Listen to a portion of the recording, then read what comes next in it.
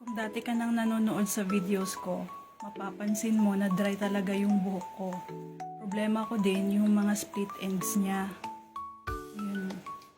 Tapos alam nyo, di ba, bumili ako nitong OMG Brazilian Keratin Hair Mask at yung pinili ko yung argan oil.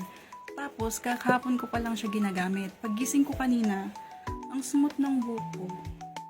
Para siyang oily, pero hindi naman siya yung malagkit or malapot. Siguro sabi ko baka argan oil nga yung in-order ko na variant. Tapos pagising ko kanina, hinahanap ko yung mga split ends. Hindi ko na sila nakikita. Ayan o. So feeling ko, magiging confident na ako na maglugay ng buhok. Tapos binasa ko to ha. This product helps to soften and smoothen hair, add luster, kaya hindi siya ganun ka-dry, reduce tangles and dryness of the hair, improve hair condition for easy combing and care. You know?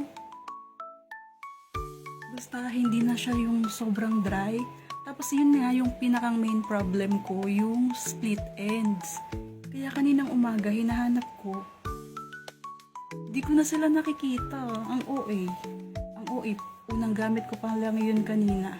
O tapos tingnan nyo, kakaligo ko lang. Ang bilis niyang masuklay. Hindi yung nakikipaglaban ka ganyan. Ang bilis niya lang masuklay. O. Wala. Tapos yung amoy niya, kung hindi ka pa nakagamit nito, ang amoy niya is parang mahalin tulad mo sa Nivea na lotion. So yun yung amoy niya. Ito ay 1,000 ml. At less than 100 pesos lang to. Matagal mo na siya magagamit. Sobra makakatipid ka nito kaysa magpapa-treatment ka pa sa salon. Try mo na din to kung meron ka ding mga split ends. Ang ganda na oh, hindi na siya dry. Kasi dati gumaganyan ako oh. Pero ngayon, ang smooth niya na.